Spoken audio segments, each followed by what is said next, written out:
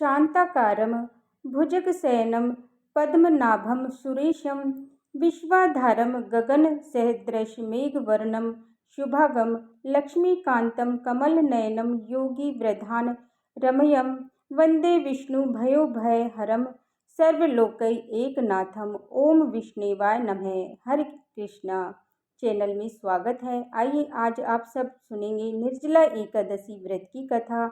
आप सभी भक्तों को निर्जला एकादशी व्रत की हार्दिक शुभकामनाएं। आप सभी के जीवन में लक्ष्मी नारायण की कृपा से आप सभी के जीवन सुख और समृद्धि की प्राप्ति हो। ज्येष्ठ मास शुक्ल पक्ष में पड़ने वाली निर्जला एकादशी की कथा श्रवण करते हैं तो प्रेम से बोलिए श्री लक्ष्मी नारायण भगवान की जय, माता लक्ष्मी की जय, कृष्ण भगवान की जय।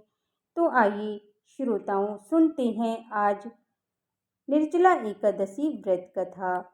भीमसेन बोले, हे महाबुद्धि पितामह, मेरी एक बात सुनो। युधिष्ठिर, द्रौपदी, अर्जुन, नकुल, सहदेव ये एकादशी को कभी भोजन नहीं करती। वह मुझसे नित्य कहा करते हैं कि हे भीमसेन, तुम एकादशी को भोजन मत किया करो। मैं उनसे कहता हूँ कि हे तात, मुझसे भूख सही नहीं जाती। मैं दान करूँगा और विधि पूर्वक केशव का पूजन करूँगा, परंतु बिना उपवास किए एकादशी के व्रत का फल कैसे मिले।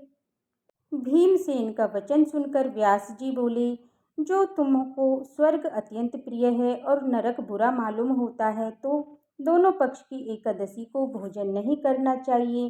भीमसेन बोले, हे महायुद्धे, एक बार भोजन करने से भी मुझसे नहीं रहा जाता, फिर उपवास कैसे करूँगा। हे महामुने, वृक्क नाम का अग्नि सदा मेरे पेट में रहती है। जब मैं बहुत सा अन्न खाऊं तब वह शांत होती है। हे महामुने, मैं एक उपवास कर सकता हूँ जिससे स्वर्ग मिल जाए। उस एक व्रत को मैं विधि पूर्वक कहूँगा, इसीलिए निश्चय करके एक व्रत बतलाइएगा। व्यास जी बोले, हे भीमसेन, तुम्हें मानव धर्म और वैदिक धर्म सुना है, परंतु कलयुग में उन धर्मों को करने की शक्ति मनुष्य में नहीं है। सरल उपाय, थोड़े धन और कम परिश्रम से महाफल प्राप्त होने की विधि मैं तुमसे कहता हूँ, जो कि सब पुराणों का सार है। जो कि दोनों पक्ष की एकादशी का व्रत करता है वह नरक में नहीं जाता। व्यास जी का वचन सुनकर भीमसेन पीपल के पत्ते की तरह कांपने लगे और डर कर बोले, हे पितामह, मैं क्या करूं? मैं उपवास नहीं कर सकता, इसीलिए हे प्रभु, बहुत फलदायक एक ही व्रत को मुझे कहिए। व्यास जी बोले कि वृष व मिथुन के सूर्य में ज्येष्ठ मास में शुक्ल पक्ष की एकादशी है, उसका यत्न पूर्वक निर्जल उपवास करना चाहिए। स्नान और आचमन में जल का निषेध नहीं है।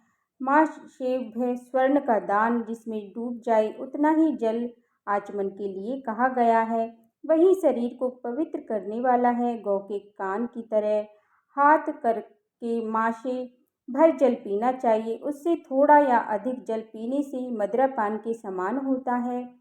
और कुछ न खाएं, नहीं तो व्रत भंग हो जाता है। एकादशी सूर्योदय से पहले दिन के सूर्योदय तक जलपान न करें।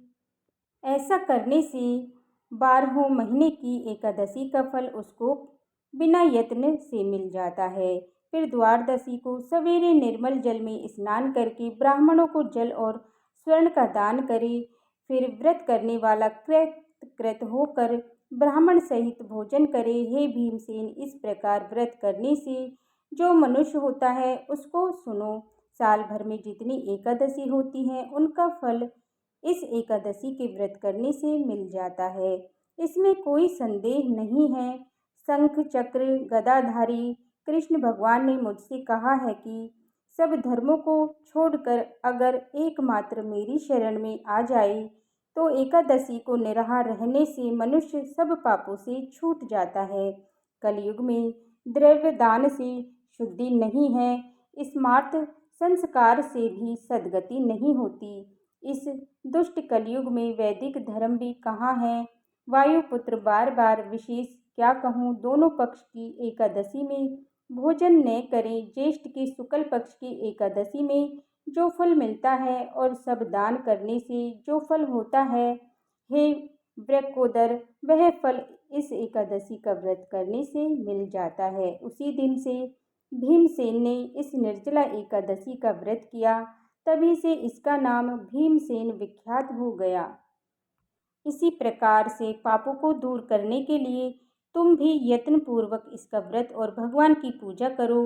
हे अनंत देवेश, मैं आज आपको निर्जल व्रत करूँगा और दूसरे दिन भोजन करूँगा। इस मंत्र को पढ़कर सब पापों को दूर करने के लिए इंद्रियों को वश में करके श्रद्धापूर्वक व्रत को करें। स्त्री अथवा पुरुष का सुमेरु मंदराचल पर्वत के समान भी पाप हो तो एकादशी के प्रभाव से भस्म हो जाता है। जो कोई उपवास करके रात्रि में जागरण करे और निर्जला के दिन अन्न, गौ, वस्त्र, शैया, आसन, कमंडल, छत्र, पाद, त्राण इनका सुपात्र को दान करते हैं, वो सोने के विमान पे बैठकर स्वर्ग को जाते हैं। मनुष्य को सूर्य ग्रहण से श्राद्ध करने से जो फल मिलता है, वह इसके सुनने वालों को मिलता है। दंत करने के बाद इसका नियम करें। मैं केशव भगवान को प्रश्न करने के लिए आचमन के सिवा एकादशी के व्रत में दूसरा जल ग्रहण नहीं करूँगा। द्वादशी के दिन गंध, पुष्प, जल और दीपक से देवताओं के ईश्वर वामन जी का पूजन करना चाहिए। विधि पूर्वक पूजन करके इस मंत्र का उच्चारण करें।